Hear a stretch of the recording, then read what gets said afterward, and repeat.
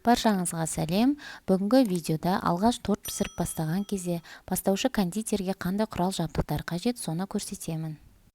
Торт пісіруге деген қызығушылығыңыз артып, тапсырысқа торт жасайтын болсаңыздар, әрине бұл заттардың көлемі 2-3 есеге дейін артатыны сөзсіз.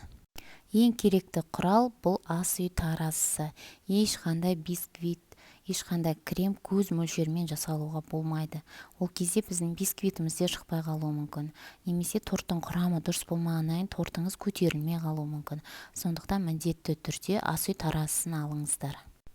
Менің пайдаланып жүрген ас үй таразым өте қолжетімді бағадағы ас үй таразысы нақты көрсетеді.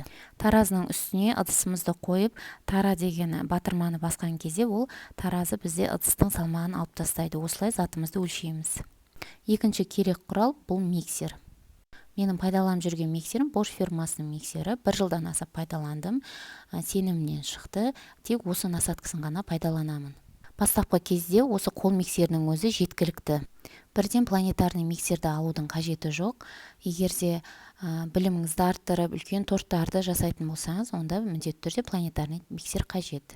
Енді келесі керек құралдарды көрсетіп өтейін. Келесі керек құралдардың бірі бұл венчик. Торттың құрамындағы кез келген ингредиенттерді біз осы венчик арқылы араластырамыз. Келесі керек құралдардың бірі бұл күрекше. Күрекше алған кезде қыры бар күрекшені таңдағанымыз дұрыс. Күрекше арқылы біз бисквиттің қамырларын араластырамыз, кремдерді араластырған кезде пайдаланамыз. Сахарная пудраны, какаоны біз ситадан өткізіп жатамыз. Ішінде түйіршіктерінен ажырату үшін сол кезде үй жағдайында пайдаланбаған бұрын-соңды осындай сита қажет. Торттың кремдерін тегіс жағуына көмегін тигізетін құрал бұл спатула. Бұл да қажет құралдардың бірі. Торттың сыртын қаптаған кезде де осы құралды пайдаланамыз. Торттың сыртын креммен қаптағаннан кейін кремді тегістейтін құрал. Бұл өте қажет құрал, бұның түрлері өте көп. Бұл ең қарапайым түрі. Торт түзу шығу үшін осында кальцоға жинаған өте ыңғайлы. Бұл формаға тек қана торт қана жинап қоймай, сонымен қатар бисквитті де пісіруге болады. Мынау қарапайым бисквит пісіретін форма. Бұл форманың бортегі өте төмен. Торттарды біз әртүрлі диаметрде пісіріп жатамыз. Бұл форманың бортегі қысқа болғандықтан бізге 2 формадан алуға тура келеді әр диаметрден. Ал кальцоның бортегі биік бізге. Ол ыңғайлы. Әр диаметрден 2 формадан алсаңыз, сіздің үйіңіз формаға толып кетеді. Міне сіздерге көрсетейін кальцода қалай бисквитті пісіру керектігін. Кальцоны кез келген диаметрге келтіріп аласыз, тек астына осындай фольганы төсей отырып пісіреміз. Бір кальцоның 2 жағдайда да тиімді пайдалануға болатындығын көрдік. Келесі керек заттар бұл пищевая пленка, фольга және пергамент қағаздары. Бисквитті, тортты біз осына пищевая пленкаға орап қоямыз. Бисквитті егерде кальцода пісіретін болсаңыздар, онда астына төсеуге фольга керек. Пергамент қағазы сонымен қатар тек қана тортқа ғана емес, түрлі печеньелер, пирогтар пісірсеңіз формаға сала отырып, сол кезде бізге қажет болады.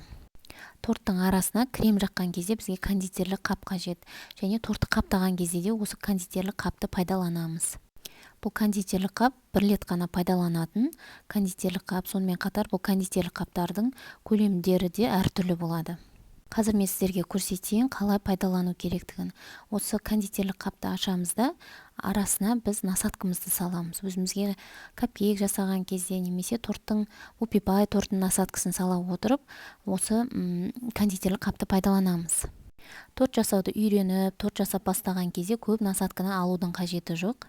Бастапқыда 2 насадка алуға кеңес етемін. Оның бірі мына упипайдың дөңгелек насадкасы.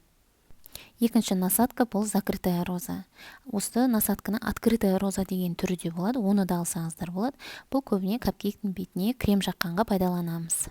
Осы 2 насадка арқылы көптеген нәрсені жасауға болады. Ең қажетті құралдардың бірі бұл поворотный столик. Тортты қаптаған кезде осылайынан айналдыра отырып қаптаймыз.